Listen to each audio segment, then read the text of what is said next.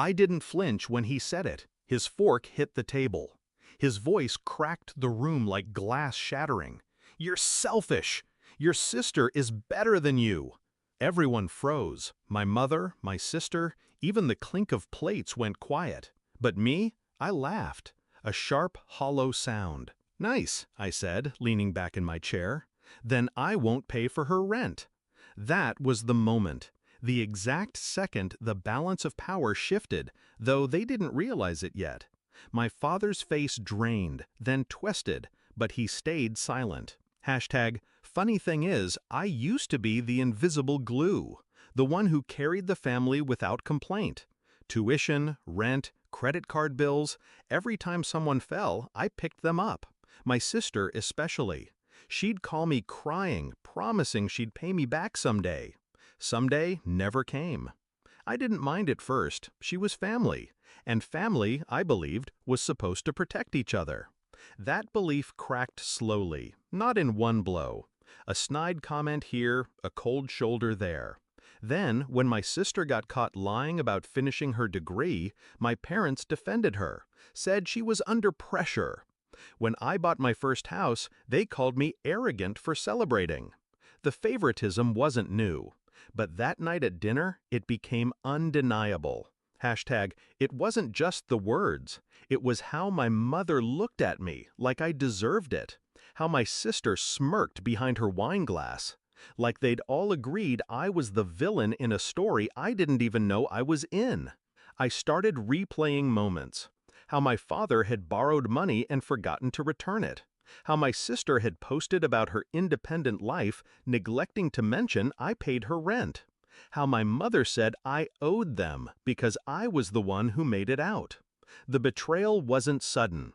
It had been rotting for years. I had just been too loyal to smell it. That dinner changed everything. I didn't shout. I didn't argue. I just smiled. If they saw me as selfish, fine. I'd show them what selfish really looked like. I spent weeks in silence, observing.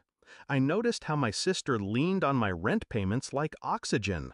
How my parents' mortgage was 3 months behind.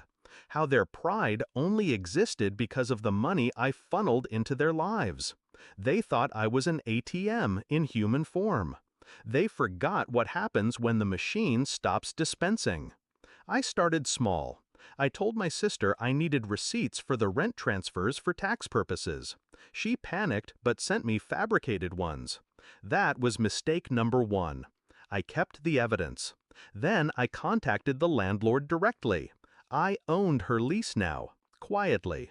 She didn't even notice when her next rent payment didn't go through, because I intercepted the notice first. For my parents, I pulled back support gradually. No more automatic bill payments. When they called, I claimed delays at work. Meanwhile, I transferred their overdue notices into a neat folder. Every move was deliberate, calculated, silent. The breaking point came faster than I expected. 1 month after that dinner, my sister called screaming. Her landlord had served an eviction notice. She begged me for help. I let her talk for a full 5 minutes before I asked, calmly, "Didn't Dad say you're better than me? Why don't you ask him?" Silence. Then tears. I hung up. A week later, my parents showed up at my house unannounced. My father's arrogance had thinned. "The bank is threatening foreclosure," he muttered. My mother added, "We just need a little help like before." I poured myself a drink, let the ice crack.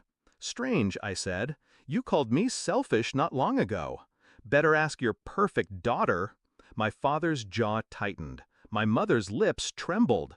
They had no answer. The final act was poetic. I invited them all to dinner at my house, just like before. This time, I set the table myself. Halfway through, my sister snapped.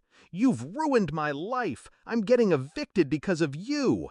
I leaned forward. "No, you ruined your life because you thought I'd keep carrying you, but I dropped the weight." Then I slid the folder across the table. Copies of fake rent receipts, unpaid bills, foreclosure notices, all their lies, all their dependence, documented and undeniable. My mother's face went pale. My father opened his mouth, then closed it again. My sister stammered something about family loyalty. I smiled. Exactly. Loyalty. Pity you never showed me any. That night, I didn't shout. I didn't need to. The silence at the table was louder than any outburst could have been. By the next week, my sister was out of her apartment. My parents sold their car to keep the bank at bay. They never asked me for help again. Pride kept them quiet. Fear kept them distant. And me? I slept better than I had in years. People call revenge poison. They're wrong. Revenge isn't poison, it's medicine. A bitter dose, yes, but sometimes it's the only cure for betrayal. My father was right about one thing that night. I am selfish. Finally.